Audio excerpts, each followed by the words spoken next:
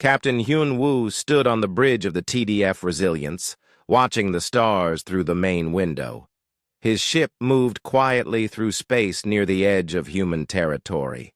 The colony world of New Busan glowed softly in the distance, its lights showing where 50,000 humans had made their new home. "Captain," called Lieutenant Da-eun from her station, "I'm picking up something strange on the sensors." Hyun-woo walked over to her position. Da-eun had been his communications officer for 3 years. She was good at her job and never called something strange unless it really was. "What do you have?" he asked. "Small object, about 2 kilometers away. It's moving slowly and scanning everything around it." Da-eun pressed some buttons on her screen. "The scan patterns are not human." Commander Tae-ho joined them at the communications station.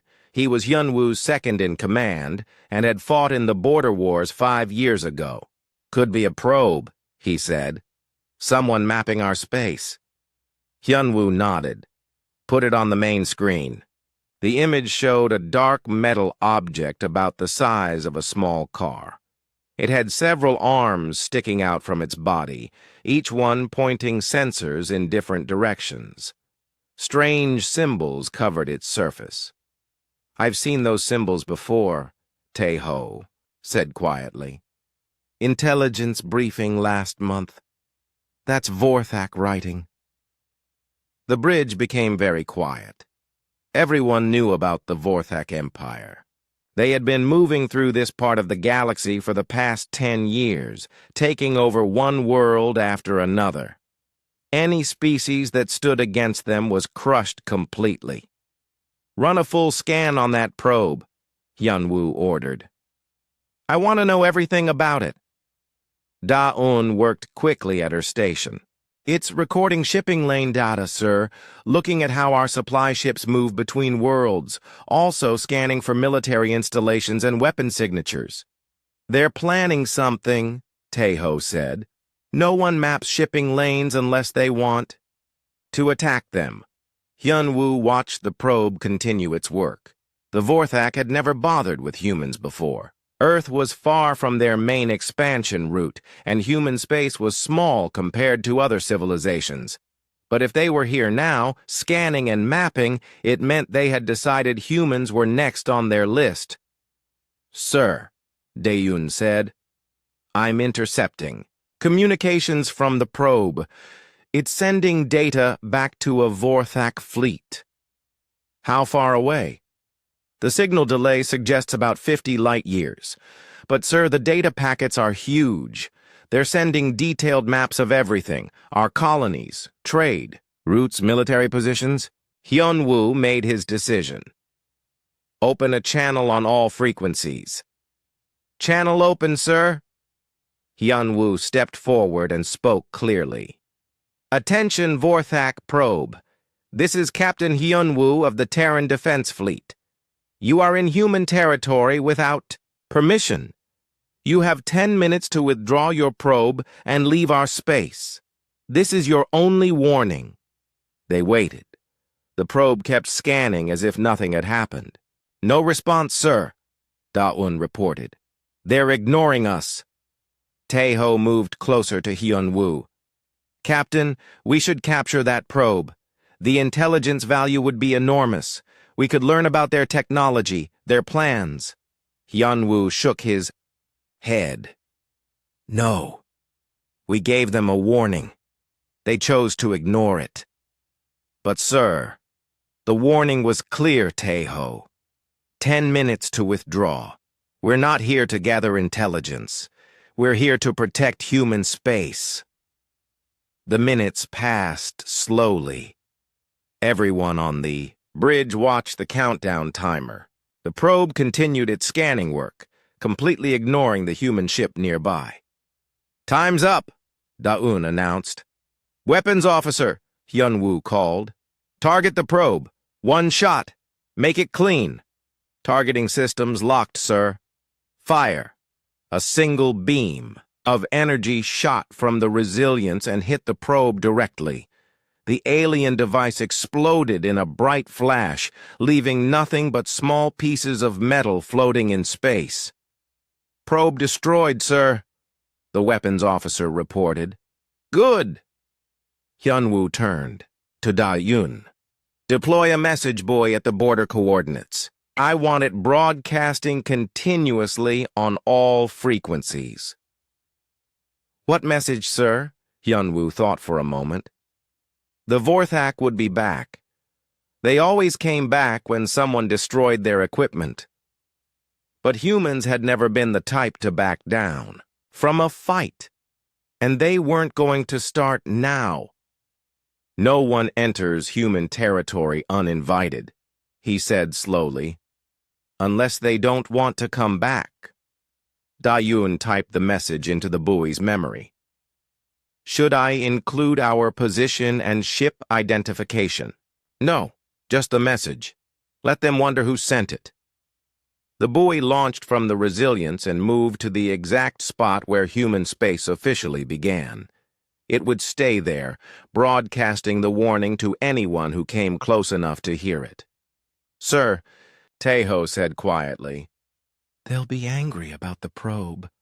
The Vorthak don't like it when people fight back." "Let them be angry," Hyunwoo replied. They had their chance to leave peacefully. Over the next hour, the Resilience moved through the border area, checking for more probes or scouts. They found 3 more alien devices, all doing the same scanning work. Each time, Hyunwoo sent the same warning. Each time, the probe ignored it. Each time, he destroyed it after exactly 10 minutes. "Captain," Da-Eun said during the destruction of the 4th probe, "I'm getting reports from other patrol ships. They're finding Vorthak probes all along our border, dozens of them." "Same orders to all ships," Hyunwoo said. 10-minute warning, then destruction. No exceptions." The bridge crew worked efficiently, coordinating with other human ships throughout the border region. By the end of the day, 47 Vorthak probes had been destroyed. Each destruction was preceded by the same 10-minute warning. Each warning was ignored. As night shift began, Hyunwoo sat in his captain's chair and reviewed the day's reports. The Vorthak had been mapping human space in detail, looking for weaknesses and planning attack routes. They had expected to do this work without interference, just like they had done with every other species before humans. They probably think, "We're like everyone else," Taeho said, reading the reports over Hyunwoo's shoulder.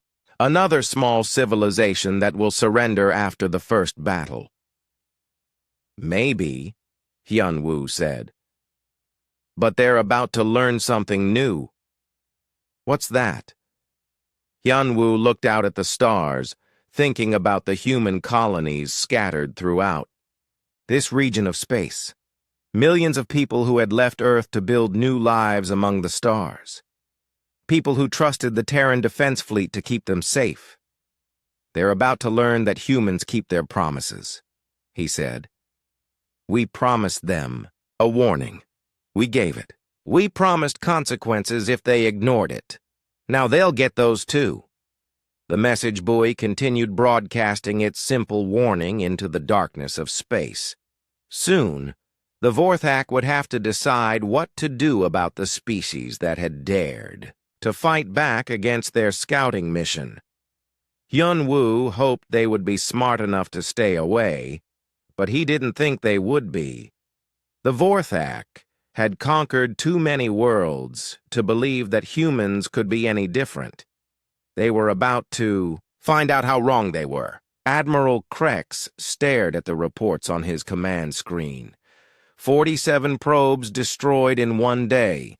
No civilization had ever dared to attack Vorthak equipment before. Most species begged for mercy the moment they saw a Vorthak ship. "These humans are either very brave or very stupid," said Captain Vex, standing beside the Admiral's chair. Vex was one of the Empire's best ship commanders, with over 30 successful conquests to his name. "Probably stupid," Krex replied. They have no idea what they're dealing with. A few destroyed probes and they think they've won something. The Vorthak command ship hung in space 50 light years from human territory. Around it, 200. Other ships waited for orders. This was just a small part of the Vorthak fleet, but it was enough to destroy most civilizations completely. "What are your orders, Admiral?" asked Captain Vex. Krex looked at the star charts showing human space. It was smaller than most territories the Vorthak had conquered. Only about 30 star systems, with maybe 100 worlds total. The humans couldn't have more than a few million ships, probably much less. "Take 12 ships," Krex said. "Enter their space and destroy anything that moves. If they want to play war games, we'll show them what real war looks like." Captain Vex smiled. "Just 12 ships, sir? These humans destroyed some unmanned probes. That doesn't make them warriors. 12 ships should be enough to make them surrender." 3. Weeks later, Captain Vex led his small fleet toward the Kepler system. Intelligence reports showed it contained 3 human colonies and a major shipping hub. It would be a perfect target to show human weakness. "Approaching the system boundary," reported his navigation officer. "No sign of human ships yet." "They're probably hiding behind their planets," Vex said. "Most species do that when they see us coming." But as the Vorthak ships entered Kepler space, something unexpected happened. Alarms began ringing on every ship. "Sir," called the sensor operator, "we're being painted by targeting systems. Multiple sources." "Where?" Vex demanded. "Everywhere." "Sir, the entire system is lit up with sensors and weapons platforms. On the fortress world of Haven's Gate, Defense Grid Commander Jinnah watched 12 red dots move across her tactical display. She had been tracking the Vorthak ships since they crossed into the outer system 2 hours ago. All stations report." "Ready?" said her aide. Jinnah nodded. The humans had spent the last 3 weeks preparing for this moment.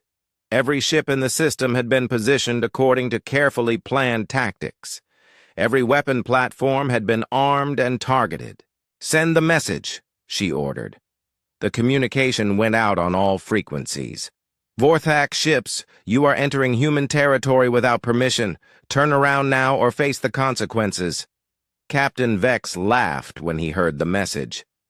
"Reply to them," he told his communications officer. "Tell them we are the Vorthak Empire, and we take what we want." The human response came immediately. "You were warned."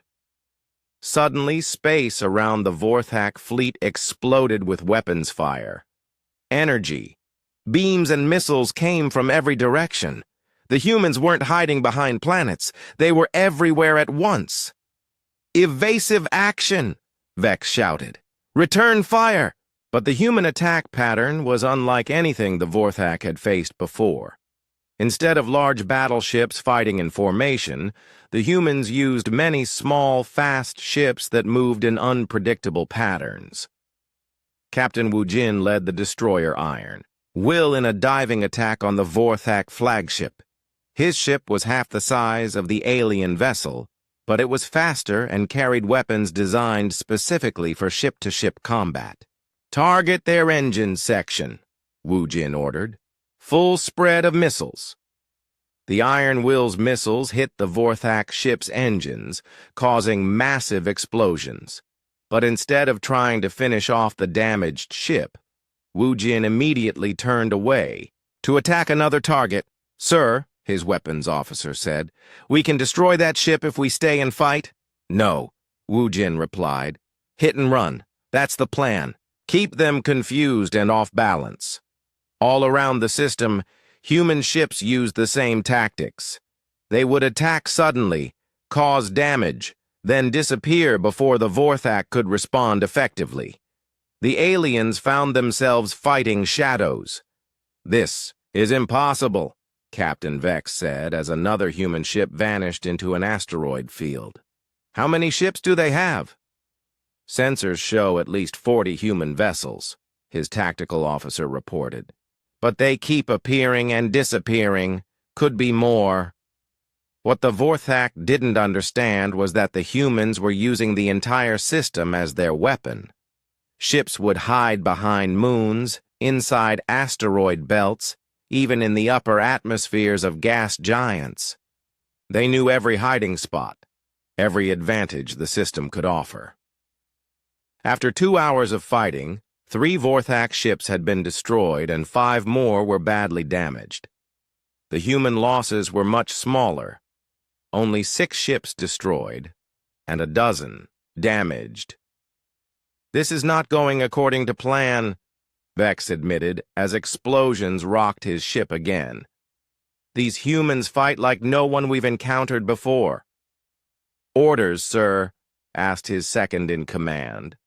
Vex looked at his tactical display. The Vorthak.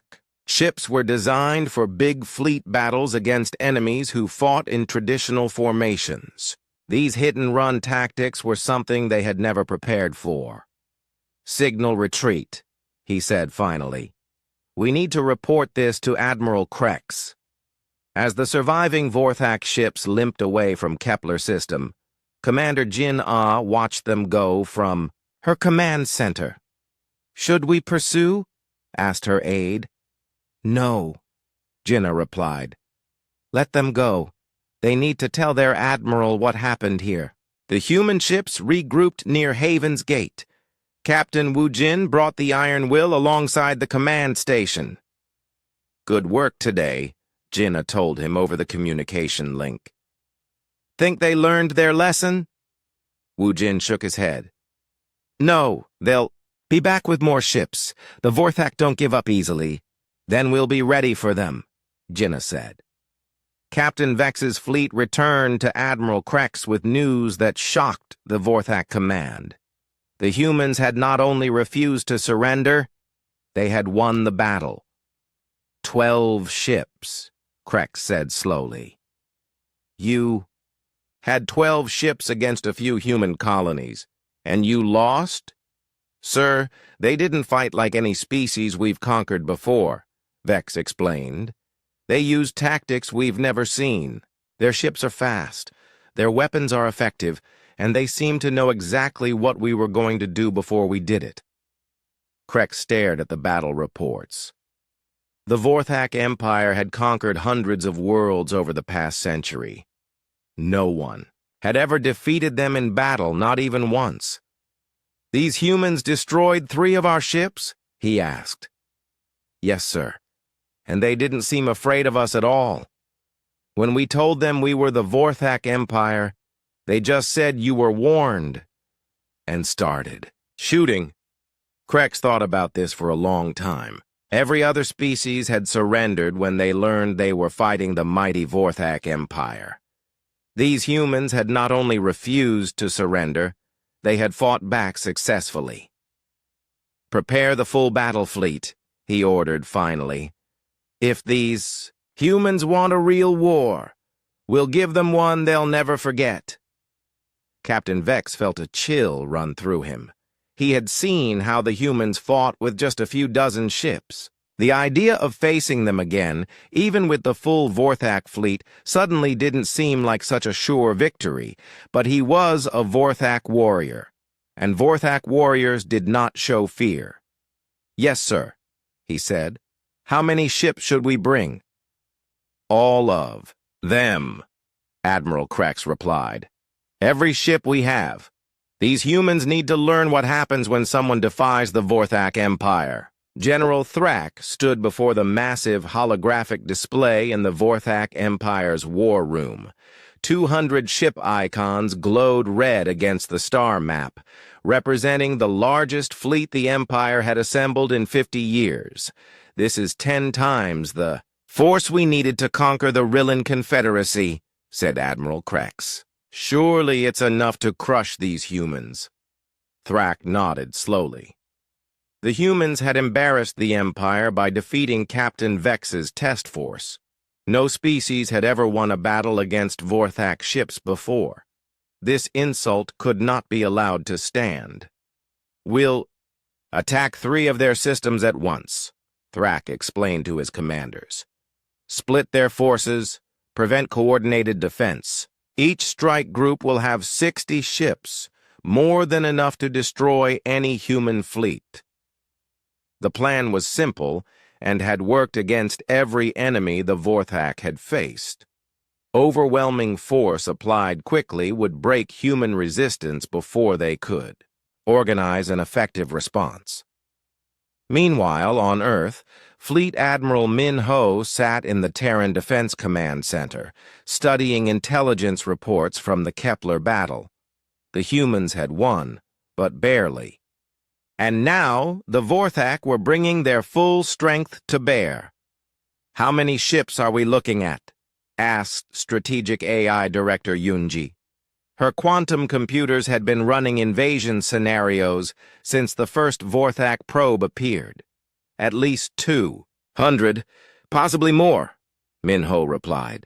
"They're massing at 3 staging points near our border." General Su Jin of the Planetary Defense Corps leaned forward. "Can our fleets handle that many ships?" "Not in direct battle," Minho admitted. "We have maybe 80 ships total that could stand up to Vorthak technology. They'll outnumber us, 3-1. "Then we don't fight them directly," said Dr. Chang Min from the Xenobiology Institute. He had been studying Vorthak tactics and ship designs captured from the Kepler battle. Their ships are built for big fleet engagements, heavy armor, powerful weapons, but slow and inflexible. Yunji's computers began projecting new tactical scenarios.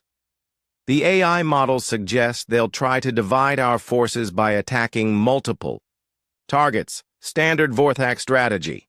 "Let them," Minho said. "We've been preparing for this possibility since first contact with hostile aliens. Time to activate contingency protocol." General Su Jin nodded grimly. Contingency protocol was humanity's plan for fighting a war they couldn't win through conventional means. It assumed the enemy would be stronger, better armed, and more numerous than human forces.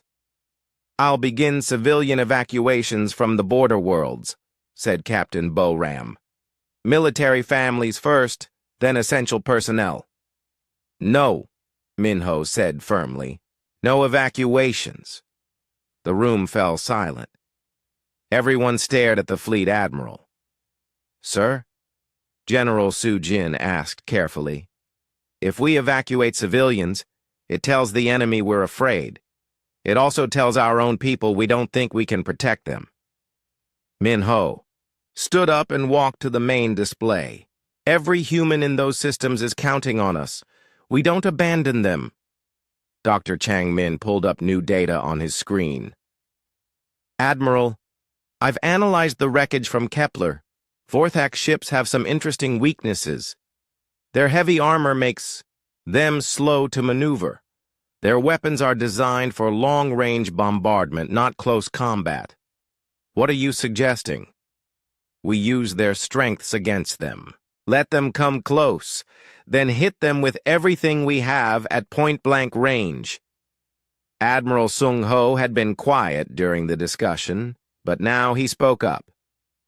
"My ships are positioned for what looks like defensive action, standard fleet deployment, protecting our main worlds. But we can redeploy quickly if needed." Minho studied the tactical displays. The Vorthak would expect humans to fight like every other species they had conquered, desperately defending their most important worlds until overwhelmed by superior numbers. "New orders," Minho announced. "Admiral Sung Ho, pull your main fleet back from the border. Make it look like we're scared." "Sir?" "Let them think we're retreating. When they move in to attack our colonies, we'll show them what humans really fight like." Over the next week, human preparations continued throughout the border systems. But these weren't the preparations of a species ready to surrender. Captain Bo-Ram led the conversion of civilian infrastructure to military use. Freight haulers became missile platforms. Passenger ships were equipped with electronic warfare systems. Even personal spacecraft were armed with whatever weapons could be fitted to them. At the same time, Dr. Chang Min's teams worked around the clock to exploit Vorthak weaknesses. Human weapons were modified to penetrate alien armor. New tactics were developed specifically for fighting larger, slower ships. The key is mobility, Chang Min explained to a group of ship captains. Their ships can't turn as fast as ours. Get in close, hit their weak spots, get out before they can target you properly. General Su Jin coordinated with planetary defense forces throughout human space. Every world began preparing for siege warfare. Underground bunkers were stocked with supplies. Weapons factories went into full production. We're not just fighting for our territory, she told her officers. We're fighting to show the galaxy that humans can't be conquered, that some species will fight back no matter what. Yunji's quantum computers continued running scenarios, but now they included factors no other species had ever used against the Vorthak. Industrial capacity, civilian mobilization, the willingness to sacrifice military assets for strategic advantage. The AI models are showing some interesting possibilities, she reported to Admiral Minho. If we're willing to accept heavy initial losses, we can create opportunities the Vorthak won't expect. What kind of opportunities? They've never fought an enemy that treats every engagement as a learning experience. Every battle we fight, win or lose, gives us data to improve our tactics. The longer the war goes on, the better we get at fighting them. Minho nodded. This was something uniquely human, the ability to adapt and improve under pressure. Other species fought with fixed tactics and strategies. Humans evolved their approach based on what worked and what didn't. How long before they attack? He asked. Intelligence suggests within days, replied Dr. Chang Min. They're almost finished with their preparations. Minho looked around the command center at the faces of his staff. These people had spent their entire careers preparing for a war like this. Not against any specific enemy, but against the possibility that someday someone would try to take human freedom away. Send a message to all fleet commanders, he ordered. Same message we sent before. No one enters human territory uninvited, unless they don't want to come back. Let the Vorthak know we're still here, still waiting. Sir, Captain Boram asked, what if they try to negotiate? Offer us terms for surrender? Minho's expression was stone cold. Then we remind them that we already gave them their chance to leave peacefully. They chose war instead. Now they get to see what happens when humans fight for their homes. The message went out across human space, repeated by every ship, every station, every world. It was picked up by Vorthak listening posts and transmitted back to General Thrak's fleet. When Thrak read the message, he laughed. Still making threats, he said to his officers. These humans don't understand what's about to happen to them. But deep in the Vorthak fleet, Captain Vex read the same message and felt a chill. He had fought the humans once before. He knew they weren't making empty threats. They were making promises. The Vorthak invasion began at exactly 0800 hours, Galactic Standard Time. 3 massive fleets jumped into human space simultaneously, targeting the systems of New Sol, Prometheus, and Darwin's Gate. General Thrak watched from his command ship as 60 vessels materialized around each target. Phase 1 complete, reported his tactical officer. All fleets in position. No sign of major human fleet concentrations. Thrak smiled. The humans had scattered their ships, probably hoping to protect as many worlds as possible. It was a typical mistake of weak species, trying to defend everything and therefore defending nothing effectively. Begin the attacks, he ordered. At New Seoul, Commodore Hay-Wan stood on the bridge of the battlecruiser Defiant stand and watched 60 Vorthak ships advance toward her world. She had only 12 ships under her command, but she wasn't planning to fight a traditional fleet battle. All ships, execute pattern Alpha, she commanded.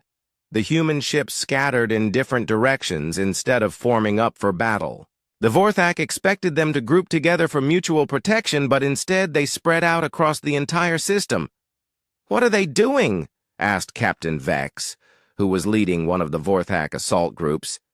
"They're breaking formation." His tactical officer studied the displays. "Unknown, sir. They appear to be hiding." But the humans weren't hiding. They were positioning themselves according to a plan they had practiced for weeks. As the Vorthak ships moved toward New Seoul's main planet, they entered a carefully prepared killing field. The first surprise came from the asteroid belt. What the Vorthak thought were simple space rocks suddenly lit up with weapon signatures. Automated defense platforms that had been disguised as asteroids began firing missiles and energy beams. "Ambush!" Captain Vex shouted. "They've weaponized the asteroids!" But that was only the beginning. The human ships that had scattered earlier now attacked from all directions at once. They didn't try to fight the Vorthak ships head-on. Instead, they used hit-and-run tactics, appearing just long enough to fire their weapons before disappearing again. Commodore Hay-Wan watched the battle from her command center on New Seoul's largest moon. Her ships were taking damage, but they were giving far more than they received. "Deploying the drones," she announced. Thousands of small robotic fighters launched from hidden bases throughout the system. These weren't piloted by humans. They were controlled by artificial intelligence that could make decisions faster than any biological brain. The AI drones swarmed around the Vorthak ships like angry insects. Each drone was small enough to avoid most weapons, but carried enough explosive power to damage even heavy armor. The Vorthak found themselves fighting an enemy that seemed to be everywhere at once. At Prometheus, Captain Dong-hyun faced his own Vorthak fleet with an even smaller force. But he had something the aliens had never encountered before: total civilian mobilization for war. "Sir," his communications officer reported, "the cargo ships are in position." Dong-hyun nodded. Every civilian vessel in the Prometheus system had been converted for military use. Freight haulers now carried missile pods. Passenger liners had been equipped with electronic warfare systems. Even small personal craft were armed with improvised weapons. "Give the order," Dong-hyun said. Suddenly, the Vorthak found themselves under attack from ships they had dismissed as harmless civilians. A massive cargo hauler that had been drifting apparently powerless suddenly fired a spread of missiles. A luxury cruise ship began jamming Vorthak communications with powerful transmitters. "They've armed their entire civilian fleet," reported a shocked Vorthak captain. "Every ship in the system is shooting at us." The aliens had prepared to fight the human military. They had not prepared to fight every human in the system at the same time. But the biggest surprise came at Darwin's Gate, where Colonel Yu Jin commanded the Orbital Defense Force. The Vorthak fleet approached the system expecting to find the usual collection of planets and space stations. Instead, they discovered that humans had turned their entire industrial capacity into a weapon. "Sir," called Yu Jin's aide, "the mining platforms are ready." Darwin's Gate was a major industrial system with dozens of asteroid mining operations and orbital factories. The Vorthak had seen the installations on their long-range scans, but had dismissed them as non-military targets. They were wrong. The asteroid mining platforms were equipped with massive engines designed to move rocks weighing millions of tons. Now those same engines hurled asteroids at the Vorthak ships like enormous bullets, each impact hit with the force of a nuclear weapon. Kinetic bombardment, Yujin explained to her staff as another asteroid smashed into a Vorthak cruiser. We don't need fancy weapons when we can throw rocks fast enough. The orbital factories presented their own surprises. Instead of manufacturing civilian goods, they had been retooled to produce military drones in real time during the battle. The Vorthak watched in disbelief as new enemy fighters rolled off production lines even as the battle raged around them. "This is impossible," General Thrak said, as reports flooded in from all 3 battle zones. "They're using their entire civilization as a weapon." His tactical officers struggled to update their displays as the situation changed constantly. The humans weren't following any recognized pattern of warfare. They seemed to treat every piece of equipment, every ship, every installation as something that could be sacrificed to hurt the enemy. At New Seoul, the battle reached its climax when Commodore Haiwan made a decision that shocked everyone, including her own officers. "All ships ramming speed," she ordered. "Ma'am?" her second-in-command asked. "You heard me. Any ship that's too damaged to keep fighting effectively should ram the nearest Vorthak vessel. Make every loss count." The human ships that were running low on ammunition or suffering critical damage turned toward the enemy and accelerated to maximum speed. They struck Vorthak vessels like guided missiles, causing massive explosions that often destroyed both ships. The Vorthak had never seen anything like it. Most species surrendered when they started losing ships. These humans seemed to become more dangerous as their situation got worse. "They're insane," Captain Vex muttered as another human ship crashed into his formation. "They're all insane." But the humans weren't insane. They were fighting for their homes, their families, their freedom. Every sacrifice was made with purpose. Every loss designed to weaken the enemy for the battles to come. After 6 hours of fighting, the Vorthak had technically won all 3 battles.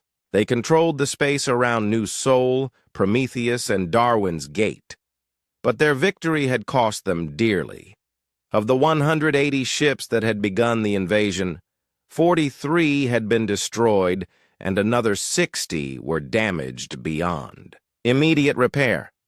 The humans had lost fewer than 30 ships total, but they had made the Vorthak pay for every meter of space.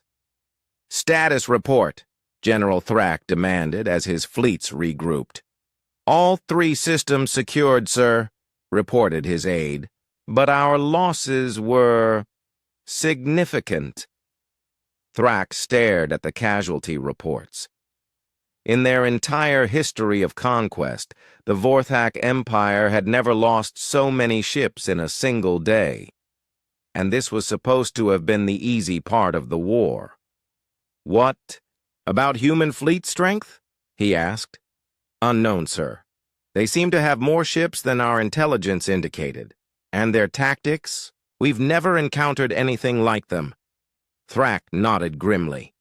The humans had fought like no enemy the Vorthak had ever faced. They had used strategies and weapons that seemed to violate every rule of civilized warfare.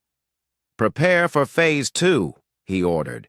"We advance on the human core worlds." But as his damaged fleets limped toward the next set of targets, Thrak couldn't shake the feeling that the humans had wanted him to win these battles. They had fought hard enough to inflict maximum damage, but not so hard as to prevent Vorthak victory.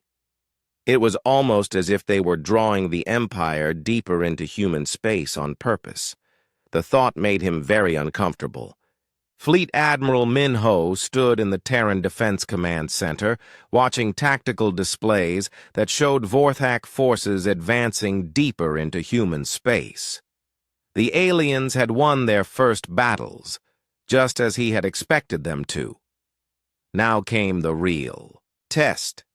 "Sir," reported his aide, General Thrax's forces are moving toward the Titan, Europa, and Ganymede systems.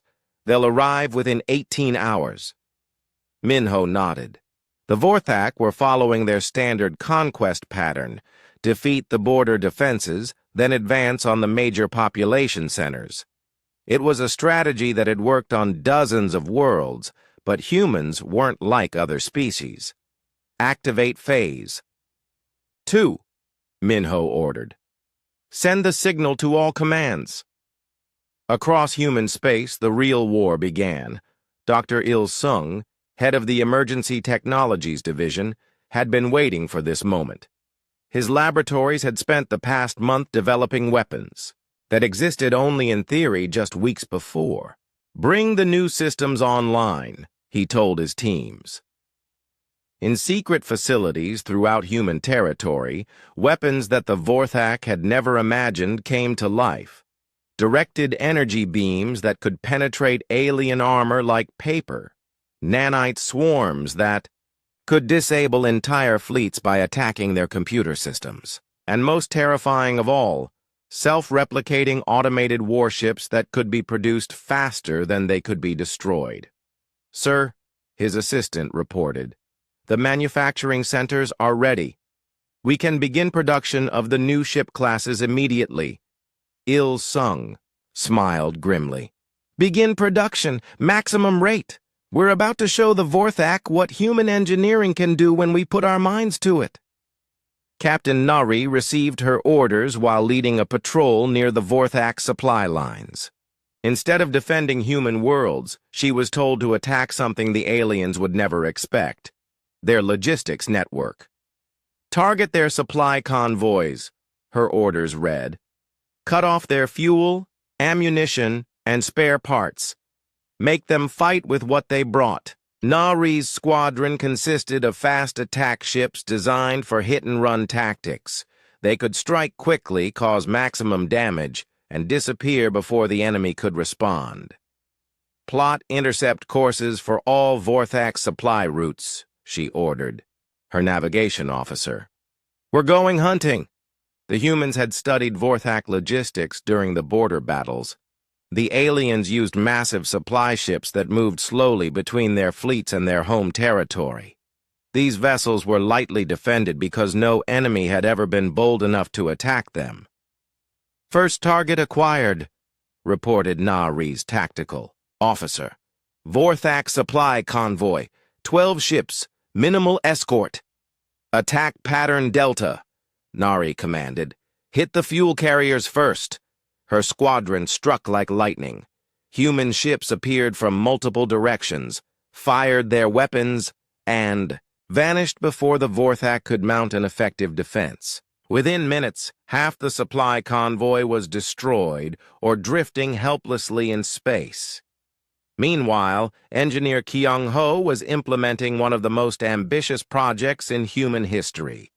His teams were converting asteroid fields into automated weapons. Factories using technology that could build new manufacturing centers in a matter of days. The self-replicating systems are working perfectly, he reported to Admiral Minho. Each factory can produce another factory plus weapons platforms. We're expanding our industrial capacity exponentially. The Vorthak had never faced an enemy that could increase its military strength during a war. Most species fought with whatever they had at the beginning of the conflict. Humans were different. They could build new weapons, new ships, even new factories while the fighting continued, but perhaps the most devastating human innovation was happening in the Electronic Warfare Division, where communications specialist So Young was launching attacks that the Vorthak couldn't even see.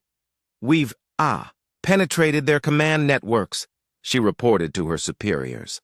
Their ships are designed to work together, which means they're all connected by communication links. So Young's teams had developed computer viruses specifically designed to attack Vorthak systems. These programs could spread from ship to ship through normal communications, turning the aliens' own coordination systems against them. Deploying Virus Package Alpha, she announced. Let's see how well they fight when their computers start working for us instead of them. The effect was immediate and devastating. Vorthak ships began receiving false orders, incorrect sensor data, and weapons malfunctions. Their carefully coordinated fleets suddenly became confused and disorganized.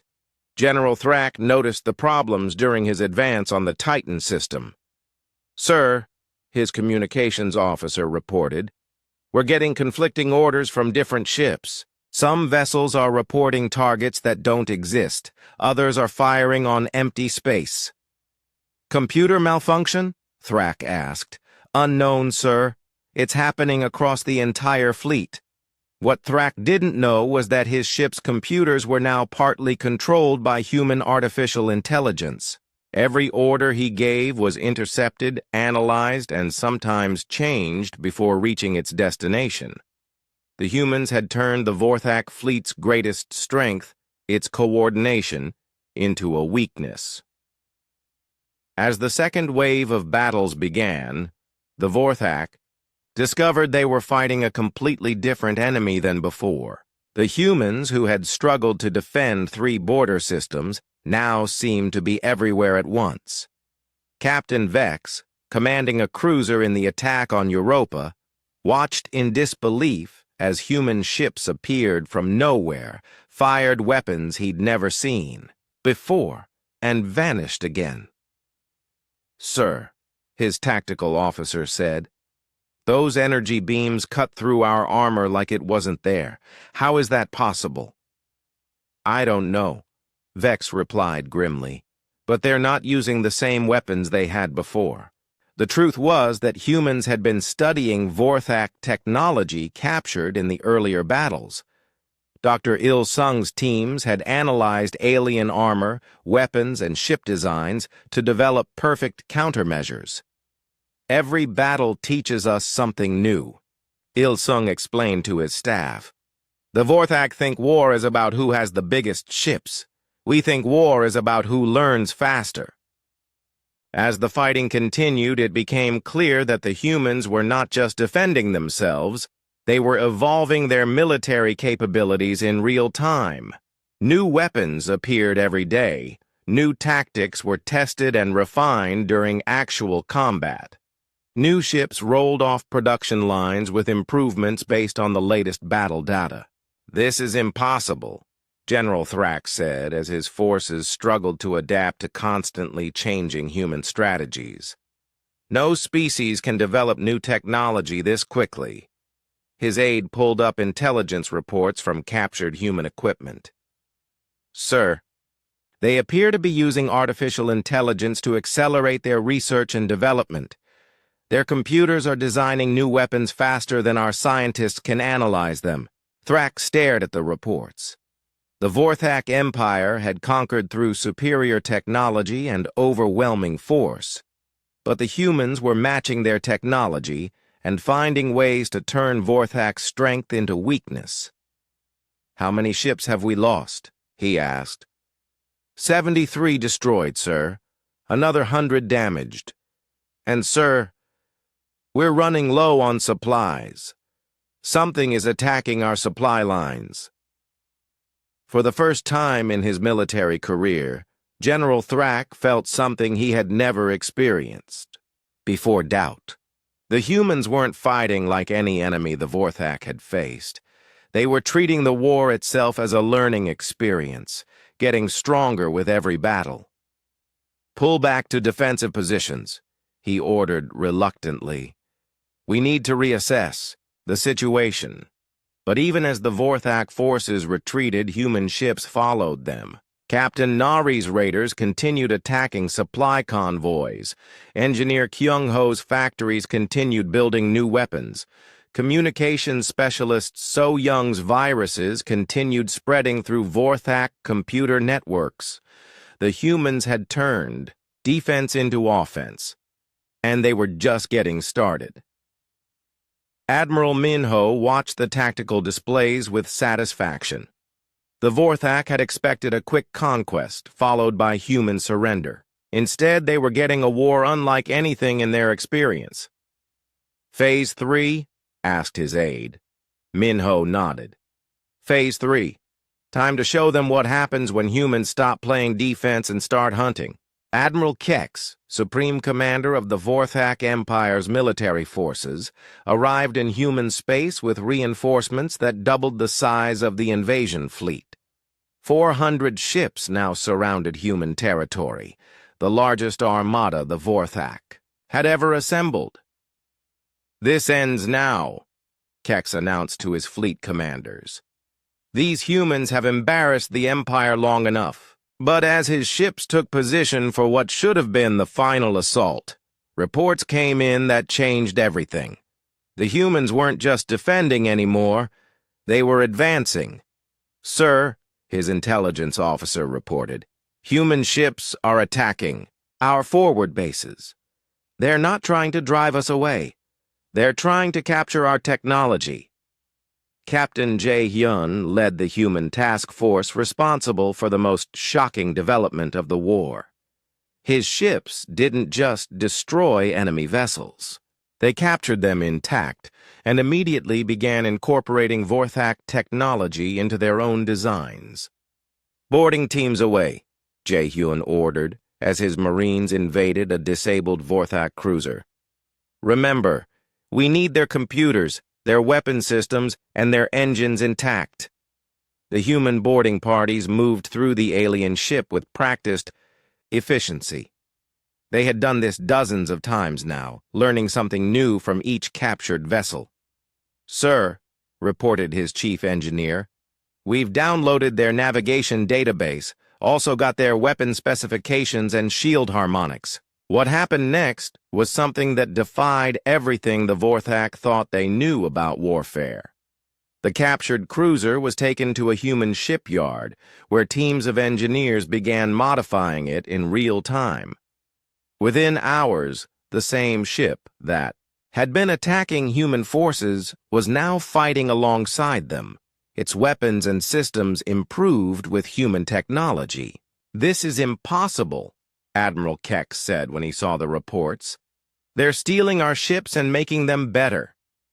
Dr. Young-soo, head of the Tactical Evolution Institute, smiled as he watched the latest captured Vorthak vessel undergo conversion.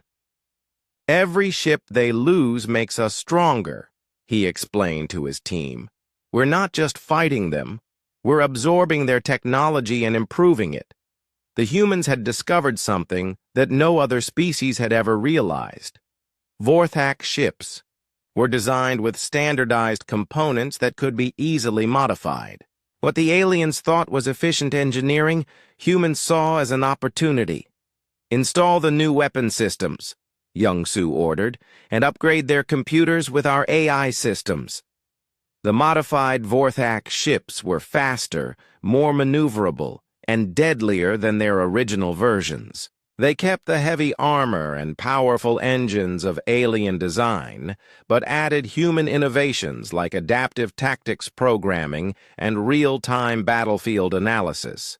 Commander Hyo-jin was about to demonstrate the most devastating example of human adaptability. Her task force had been hunting a Vorthak fleet for 3 days, using new weapons that seemed to violate the laws of physics. "Electromagnetic pulse generators charged," her weapons officer reported. "Ready to disable their entire fleet." "Fire," Hyo-jin ordered. The pulse weapon was based on technology captured from Vorthak ships, but improved with human engineering. Instead of destroying enemy vessels, it shut down their electrical systems completely, leaving them floating helplessly. "In space, all enemy ships disabled," the tactical officer announced. "No casualties on either side." Hyo-jin smiled. "Send the boarding teams. Let's see what new toys they brought us this time." Within hours, 23 Vorthak ships had been captured intact. By the end of the day, human engineers had analyzed their technology, improved their designs, and put them back into service fighting against their former owners.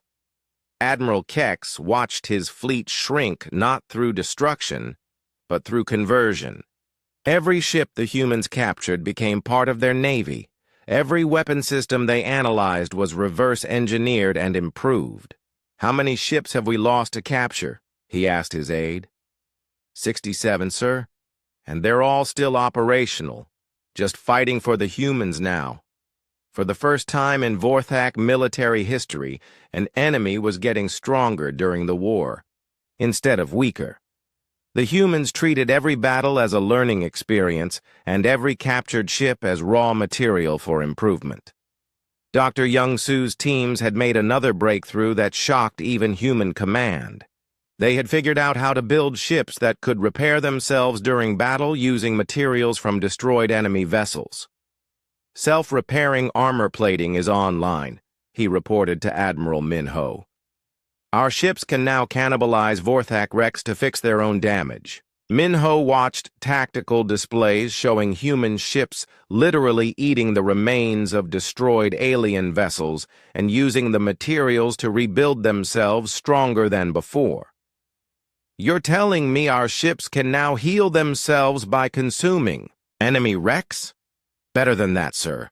They can upgrade themselves too. Each battle makes them more advanced." The Vorthak fleet commanders were beginning to panic as they realized what they were facing. This wasn't just a military defeat. It was technological absorption on a scale they had never imagined. "They're learning from us faster than we can. Adapt to them," Captain Vex reported to Admiral Kex. "Every tactic we try, they counter within days. Every weapon we deploy, they capture and improve." Kex studied the battle reports with growing alarm. The humans had started the war with inferior technology and smaller numbers. Now they had ships that were equal or superior to Vorthak designs, and their fleet was growing larger every day. "What about our reinforcements?" he asked. "Still 3 weeks away, sir. But at the rate we're losing ships to capture, they might not be enough." The turning point came when Commander Hyojin's task force encountered Admiral Kex's personal fleet. Instead of trying to destroy the Vorthak ships, the humans used their electromagnetic pulse weapons to disable the entire formation without firing a single destructive shot. "Sir," Kex's communications officer reported, "all ships are without power. Engines, weapons, life support. Everything is offline." Through the bridge windows, Kex could see human ships approaching. He expected them to finish off his helpless fleet with conventional weapons. Instead, boarding shuttles launched from every human vessel. "They're not going to destroy us," his tactical officer said with amazement. "They're going to capture us." "Admiral." Kex watched in disbelief as human Marines boarded his flagship. These weren't the desperate defenders he had expected to face. These were confident warriors who moved with the precision of a species that had been winning battles for months. The human boarding party was led by Captain Jae-hyun himself. "Admiral Kex," Jae-hyun said politely, "I'm placing you and your fleet under human protection. Your ships will be converted to serve in our navy. Your crews will be treated as prisoners of war according to Galactic Convention." "This is impossible," Kex said. "You were losing this war. We had you surrounded, outnumbered, outgunned." Jae-hyun smiled. "No, Admiral. You were teaching us. Every ship you sent against us made us smarter. Every weapon you used showed us how to build better ones. Every tactic you tried gave us new ideas." As Kex was led away to detention, he saw human engineers already beginning to modify his flagship. In a few hours, the most advanced ship in the Vorthak fleet would be fighting alongside its captors. Dr. Young-Su watched the conversion process with satisfaction. "We now have a complete Vorthak command vessel," he told his team. "Full access to their tactical databases, communication codes, everything. The humans weren't just winning the war anymore. They were dismantling the Vorthak Empire piece by piece, absorbing its technology and turning its own ships against it. Admiral Min Ho received the report of Admiral Kex's capture with grim satisfaction. "How many Vorthak ships are still operational?" he asked. "About 150, sir, but more than half of those are in human hands now." Min Ho nodded. The war had reached its turning point. The Vorthak Empire had come to conquer humanity, and instead had given humans the tools they needed to become the dominant military power in this region of space. "Begin Phase 4, he ordered. "Time to hunt down the rest of their fleet."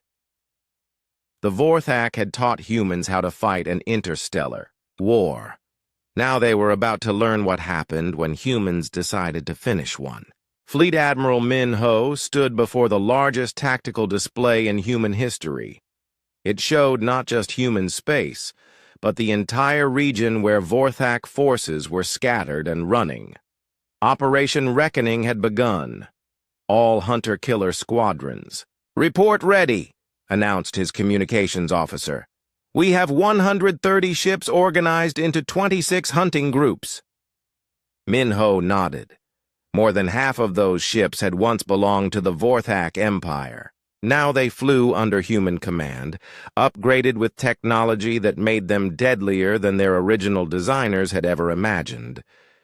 "Remember," Min Ho addressed his fleet commanders over the communication network, "we are not here to conquer. We are here to ensure that no Vorthak ship ever threatens human space again. Every vessel that entered our territory uninvited must be accounted for." Captain Shai Wu led the first hunter squadron from the bridge of what had once been Admiral Kex's flagship. The massive Vorthak command vessel now bore human insignia and carried weapons that seemed to bend the laws of physics. "Sir," his navigation officer reported, "we're tracking 6 Vorthak ships heading for the Outer Rim. They're running for their home territory." "Not anymore they aren't," Shai Wu replied. "Plot an intercept course, maximum speed. The human ship accelerated beyond anything its original Vorthak designers thought possible. Human engineers had stripped out unnecessary systems and replaced them with more powerful engines and advanced navigation computers. Target acquired," the weapons officer announced. "Vorthak heavy cruiser and 5 escorts. They're broadcasting surrender signals." "Too late for that," Shiwu said grimly. They had their chance to leave peacefully. "Open fire." The weapons that struck the fleeing Vorthak ships were unlike anything the galaxy had ever seen. Human scientists had spent months studying captured alien technology, not to copy it, but to find ways to defeat it completely.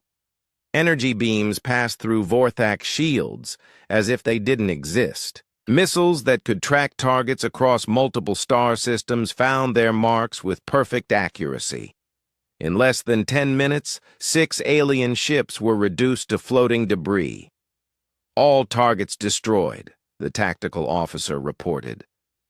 "No survivors detected." Shiwu marked the engagement on his tactical display. 6 more ships that would never threaten human space again. Dozens more still remained to be hunted down.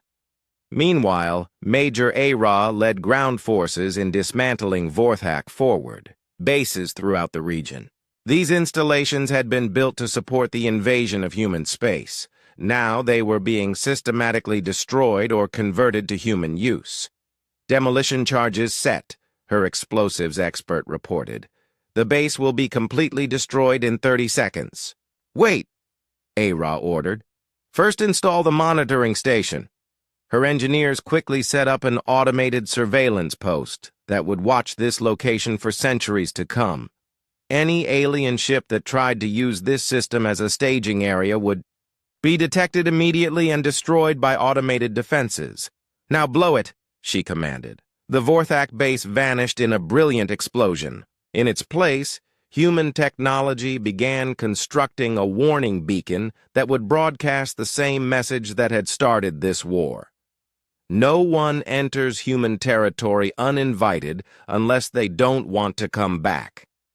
Dr. Gunwu had developed weapons that were specifically designed to exploit Vorthak biology and psychology. His xenological warfare division created tools that other species would consider horrifying, but which humans saw as necessary. "The neural disruptor is ready for field testing," he reported to Admiral Minho. "It targets the specific brain chemistry of Vorthak individuals." "How does it work?" Minho asked. "It induces complete paralysis in Vorthak nervous systems while leaving other species unaffected. Any alien who was part of the invasion force can be neutralized without harming potential allies or neutral parties." Minho approved the weapon's deployment. The humans weren't interested in genocide, but they were absolutely committed to ensuring that every individual who had participated in the attack on human space faced consequences. The psychological effect on surviving Vorthak forces was devastating. Captain Vex, now commanding one of the few remaining alien ships, received reports that chilled him to his core. "Sir," his communications officer said with a trembling voice, "the humans aren't just destroying our ships. They're hunting down individual crew members who survived battles. They have weapons that specifically target our species." Vex stared at the message displays. The humans had developed technology that could identify and neutralize Vorthak individuals from long range. They were treating every alien who had entered human space as a personal enemy to be eliminated. "They're not fighting a war anymore," he realized. "They're conducting an extermination." But that wasn't quite accurate. The humans were very careful to target only those who had participated in the invasion. Civilian Vorthak, neutral aliens, and even Vorthak military personnel who had never entered human space were left completely alone. This was precision justice on an interstellar scale. Diplomatic Corps Director Mi Young received communication attempts from the remaining Vorthak. Empire leadership, General Thrak, the few surviving admirals, and even civilian government officials were trying to negotiate an end to the hunting campaign. "They're offering full reparations," Mi Young reported to Admiral Minho. "Complete withdrawal from this region of space, recognition of human territorial claims, even payment of tribute." "What was our response to their first probe?" Minho asked. "We warned them to leave. We told them this was their only warning.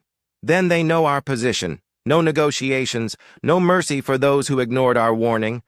Every ship that entered human space uninvited will be destroyed. Every individual who participated in the invasion will face consequences." The hunting campaign continued for months. Human squadrons tracked down Vorthak ships across dozens of star systems. No hiding. Place was safe. No escape route was secure. The humans had turned their industrial capacity toward building the most advanced tracking and pursuit technology in the galaxy. Captain Shai Wu's squadron cornered the last major group of fleeing Vorthak ships near the edge of explored space. 15 vessels had grouped together for mutual protection, broadcasting continuous surrender signals. "This is Captain Shai Wu of the Human Navy," he announced over open communications. "You entered human territory without permission after being warned to stay away. You participated in an unprovoked attack on human civilians. There will be no negotiation. There will be no surrender. There will be no mercy." The Vorthak ships tried to fight, but their weapons were useless against human technology that had been specifically designed to counter every system they possessed. One by one, the alien vessels were disabled and destroyed. "Sir," Shiwu's tactical officer asked, "we're detecting escape pods. Should we rescue the survivors?" No, Shiwu replied. They were warned. They chose to ignore the warning. Let space have them. As the last Vorthak ship exploded, Shiwu updated his mission status. Operation Reckoning was nearly complete. Of the 400 ships that had invaded human space, fewer than 20 remained active. All of those were being tracked by other hunter squadrons. Dr. Gunwu's xenological warfare teams had developed something even more terrifying than weapons, a complete psychological profile of the surviving Vorthak military leadership. They knew how each individual would react under pressure, what fears motivated them, what tactics they would try. We can predict their movements with 97% accuracy, Gunwu reported. They're not just running randomly, they're following predictable patterns based on their military training and psychological profiles. This meant the humans could be waiting for fleeing Vorthak ships before they even decided where to run. The hunt had become a carefully orchestrated campaign of psychological warfare as much as military destruction. The final engagement came when Captain Vex's ship, the last operational Vorthak vessel, was cornered in a dead-end system with no viable escape routes. Captain Shiwu's squadron surrounded the lone alien cruiser. Captain Vex, Shiwu announced over communications, you were present at the first battle in the Kepler system. You ignored our warning then. You participated in the invasion of human space. Your time has come. Vex sat in his command chair, looking at the human ships that surrounded him. He had fought in over 30 conquest campaigns, but he had never faced an enemy like this. The humans didn't just defeat their enemies, they eliminated them completely. I surrender, he broadcast. My crew surrenders. We pose no further threat to human space.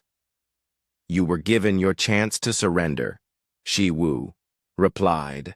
When we warned you to leave human space before this war began, you chose differently. Now face the consequences of that choice. The last Vorthak ship vanished in a brilliant explosion. Operation Reckoning was complete. Every ship that had entered human space uninvited had been accounted for. Every individual who had ignored humanity's warning had faced the promised consequences.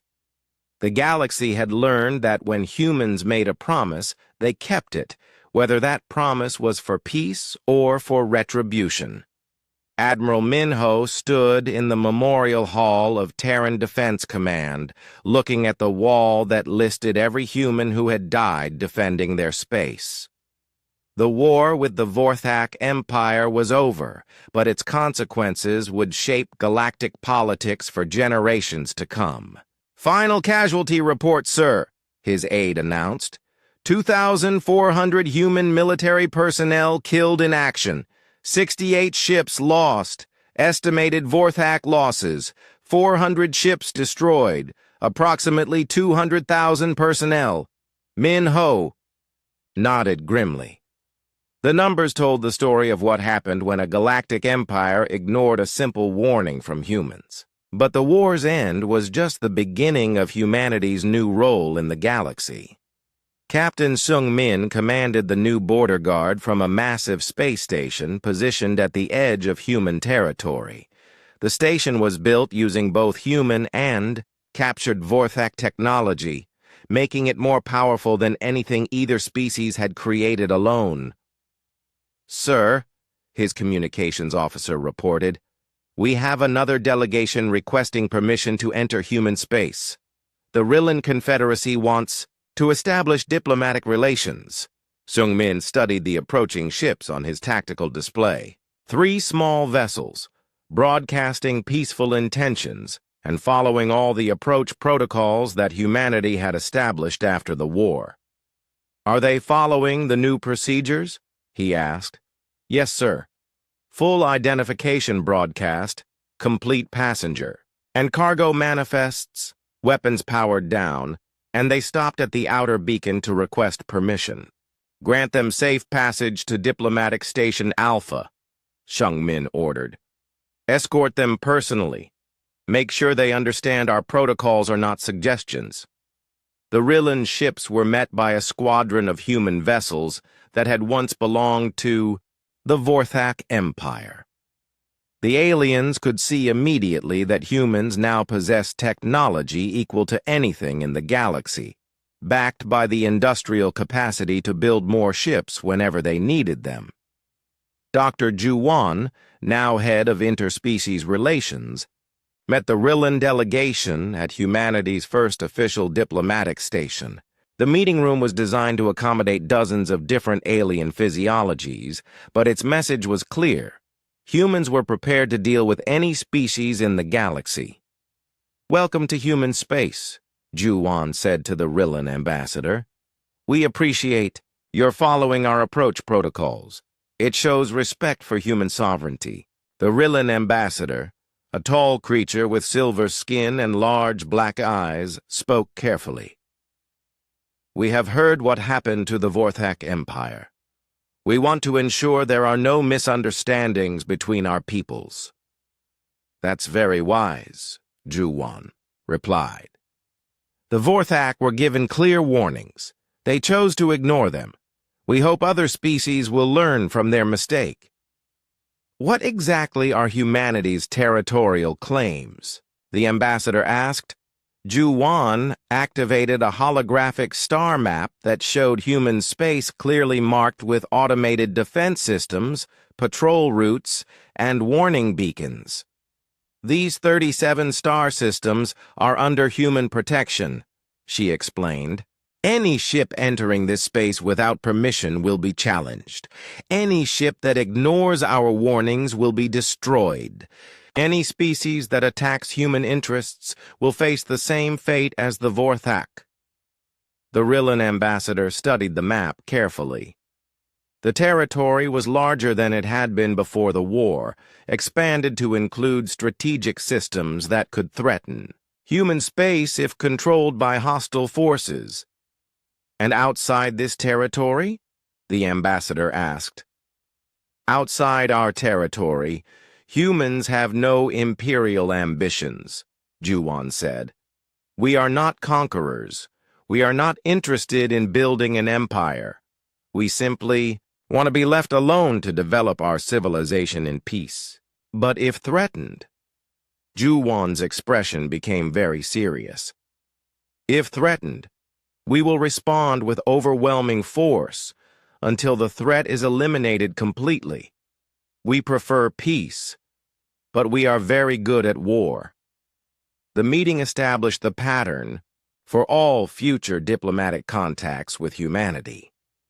Other species approached with unprecedented caution and respect, having learned from the Vorthak example that humans were not a species to be underestimated. Admiral Minho met with representatives from 6 different alien civilizations who wanted to establish trade agreements with humanity. The meeting took place aboard a massive space station built at the edge of human territory, designed to handle diplomatic and commercial activities without allowing foreign ships into human space proper.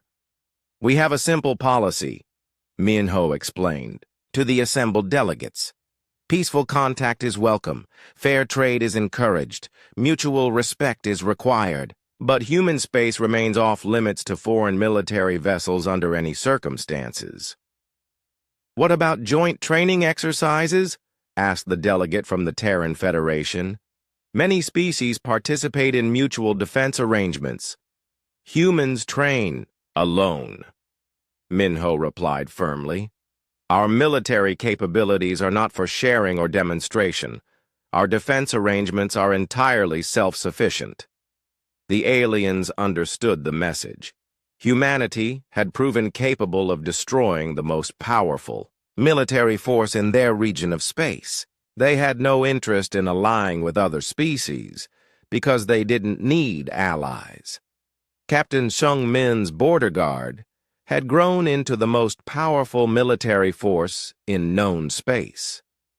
Ships that combined human innovation with captured Vorthak technology, patrolled the boundaries of human territory, backed by automated defense systems that could summon overwhelming firepower within hours. "Sir," his tactical officer reported, "we have an unidentified ship approaching the border.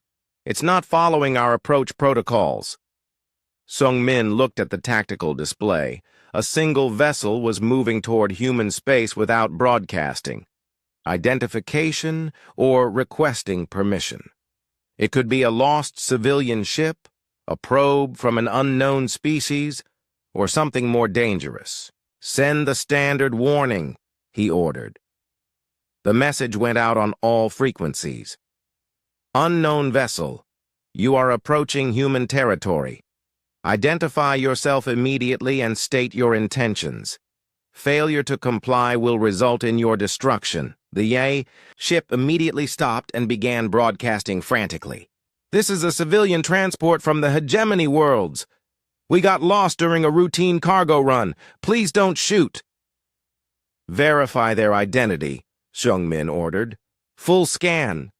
Within minutes, his crew confirmed that the ship was exactly what it claimed to be: a harmless cargo vessel that had made a navigation error. "Escort them safely away from our border," Sung Min commanded. "Give them correct navigation data to reach their destination, and send them a copy of our territorial boundaries so this doesn't happen again."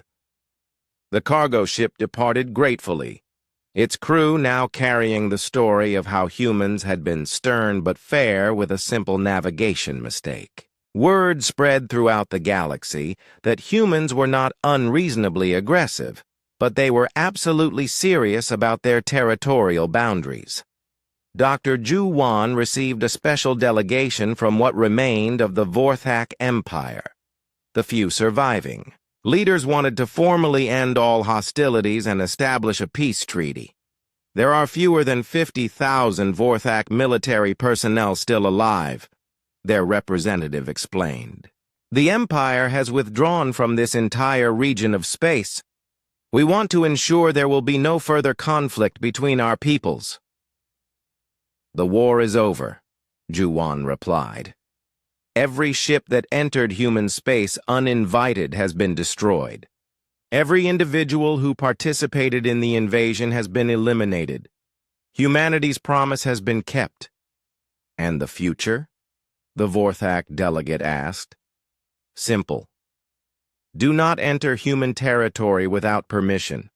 Do not threaten human interests. Do not mistake our desire for peace as a sign of weakness. Follow these rules, and there will be no conflict between us." The Vorthak delegate agreed immediately. The remnants of their empire had learned the price of underestimating humanity. Years passed, and the galaxy settled into a new order. Human space remained clearly marked and absolutely defended. Other species traded peacefully with humanity, but understood that humans were not to be trifled with. Admiral Min Ho, now promoted to Supreme Commander of Human Defense Forces, stood once again in the Memorial Hall. The wall had been expanded to include the names of humans who had died in subsequent conflicts, small actions against pirates, raiders, and the occasional species that needed to learn the same lesson the Vorthak had learned. "Sir," his aide reported, "we have a request from the Galactic Council. They want humanity to join their peacekeeping forces." Min Ho shook his head. "Same answer as always. Humans keep the peace in human space. Other species can handle their own problems. They're specifically asking for help with a new expansionist empire in the Outer Rim. The hegemony is threatening several smaller civilizations." "Are they threatening human space?" "No, sir. They're nowhere near our territory." "Then it's not our problem," Min Ho said firmly. "We are not galactic policemen. We are not interested in empire or conquest. We defend human space and human interests." "Nothing more." The aide nodded and left to send the refusal. It was always the same answer. Humanity had demonstrated that they could destroy any military force in the galaxy, but they had no interest in using that power to dominate others.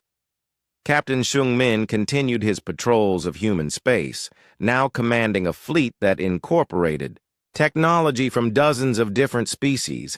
Every ship that had ever threatened human territory had contributed something to human military capability through capture and study. "Sir," his communications officer announced, "we're receiving a distress call from OW.